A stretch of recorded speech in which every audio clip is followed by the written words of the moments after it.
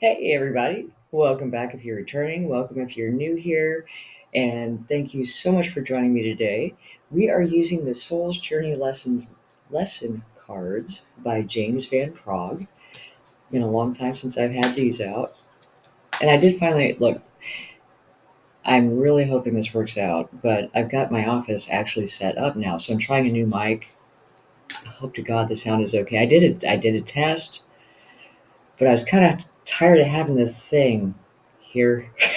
It always makes me feel like there's a bug on my cheek, and I wear one at work for talking in the truck, so I get kind of tired of the headset. Today we have freedom. Speaking of being tired of stuff, I possess the power and the free will to create my own happiness. You absolutely do. Freedom.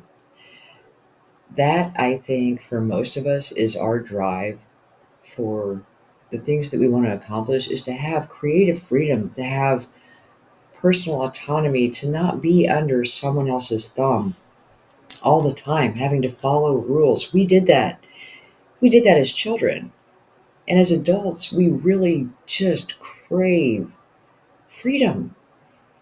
Think back to when you were 5, like before you started school. If your birthday was before mine, maybe 4. I have a late birthday, so I didn't start kindergarten until I was almost 6 years old. Um, but at 5, my day was unstructured. I could go play outside. I didn't have to do certain things at certain times yet. And I just remember that time as being so natural. When you're living by the whims of your nature, there's such a beauty in that. And by creating the freedom, if we can create freedom in our lives to be able to make the choices that matter to us. And by that, I mean, my gosh, oddly enough, we were having that discussion last night. If we are able to create a source of income that does not require trading time for money, we're then able to have freedom. Money solves problems. Money provides options. Money provides freedom. And it doesn't have to be a huge amount of money, because if we are able to remove ourselves from the materialistic drive of the society that we live in and look at, like, what do I need? What do I legit need in the day to day? And I don't mean paring down to nothing, because obviously I think I need giant stuffed unicorns. It's part of what makes me happy. But just the things that bring you joy or that you use, and what would it take to be able to provide those things for yourself, and what are ways that you can create that income aside from trading time for money. And there are a lot of different investments. There are different, where you, like, online courses, something that provides residual income, which means that you do the work once and then you get paid over and over and over and over again without having to redo the work. So you invest up front in creating a course or writing a book, or um, if you're fortunate enough to have a large amount of savings or something of that nature and invest it in dividend stocks, if you do enough of that to provide what you need, then you've created freedom. If we can find a way to make our money work for us so that we don't have to trade our time to get more money, we have freedom. And that is something I don't remember anyone ever teaching me growing up. I just kept being told that you have to have a job. You have to go to school and get a good education And we're going to send you there for 12 years, or your parents will go to jail. And then after that, you should probably go another 4 to 8 years so that you get a good job. And I'm like, this job thing really sounds like it sucks because it's a lot like school, and I didn't like that either. And a lot of it is about, we talked about perseverance, and we've talked about, like self discipline. If we can discipline ourselves to prioritize paying off debt, creating a savings, putting that side activity, the perseverance, creating that thing that's going to help bring us freedom. And it doesn't happen overnight. That's why the perseverance is so important. However, when the end goal is having the ability to live like a 5-year old, hey, I am all in. I am all in on that, because we, as a soul, our spiritual being, was not meant to live the life that we live. The average day to day of most individuals, where you have some type of job that you are required to show up to at a certain time, be there for a certain time to get a certain amount of money, and you do that every day, every day. If you're lucky, fortunate, you've planned, you've figured out something that you can do that is not that bad, that's great.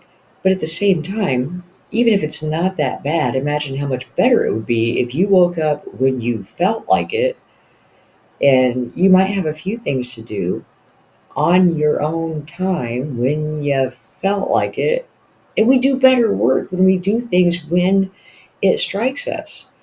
When I feel inspired to do something, I'm going to produce much better. What comes out of me at that moment is going to be so much better than if I have to look at a clock and go, oh, it's time. We've all woken up those days where it's like, you got nothing. You got nothing, but you still go to work and you got to produce. And that day you don't produce near as well as the days where you wake up like, yeah, you know, being able to have that freedom of time, of purpose, being able to pursue things that really matter to you. That's what makes it worth the time invested to create that. And if that is your why, that is my why for everything, is freedom. And the drive for freedom has been so great in my soul that I spent years researching different ways to create residual income and trying to find one that actually works for me. Because, like I said, there's a lot of different ways to do it, but it has to be your niche, your gift, finding the one that speaks to you. Because if that's going to be your path to freedom, you're probably going to be doing that on the side. It's going to have to be something that you enjoy, that you feel passionate about, that's a part of your soul calling for you to dedicate the time to it when you have all this other stuff going on. And like we talked about Monday, perseverance. Because it's a slow process, if your why is not something that you feel in your gut, the drive to achieve, it's going to be hard to stay disciplined. But if it is the fire burning in your soul to accomplish this thing, for me it's freedom, there's nothing going to stop you. And it won't even be a matter of perseverance. It'll be, oh, try and stop me, because I'm going to figure this out. But as souls, we crave freedom. We crave autonomy, because we were not designed to be cookie cutter people. We weren't all designed to live one lifestyle. And the the beauty of it is that you can look around and see the people who have found the way to do it. It's possible. And I know I've heard people, I used to be this person that would look at someone living that lifestyle going, oh, must be nice. And then I realized, I'm like, wait, if they're doing it, that means I could do it too. I just had to figure out how. So it went from being almost a resentment that they got to live like that to an inspiration of how can I live like that? And seeking out what's their story? What did they do? Um, Tony Robbins has some great resources. There's a huge, and of course, I can't think of the name of the book now. It's like 800 pages. It's about money. And I would highly recommend the audiobook. I took notes after notes after notes listening to this because finances are another thing that I really wasn't taught to the extent that I could benefit from the information. It was like basic information. And my parents tried, but they didn't really have any guidance on what to teach their children. So they taught what they knew.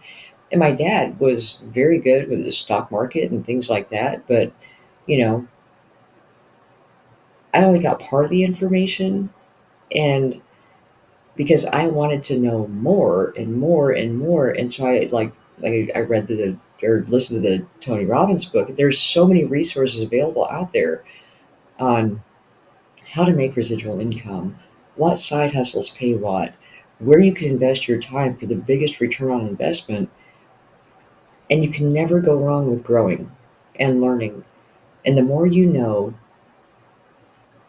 the more you're prepared. And luck is just preparation meeting opportunity. The more you're prepared, and we've talked about the reticular activating system and keeping things in the forefront of your mind, in your conscious mind, so that your brain is looking for those things, looking for those opportunities. And when you have a burning drive to accomplish something, then it's going to happen for you. Perseverance, because most of the time it doesn't happen overnight. And if it did, we'd screw it up. We just have to accept that we got to grow into what we desire because it's new. And that's why we have to get so much information. We have to do so much preparation to be ready to receive that.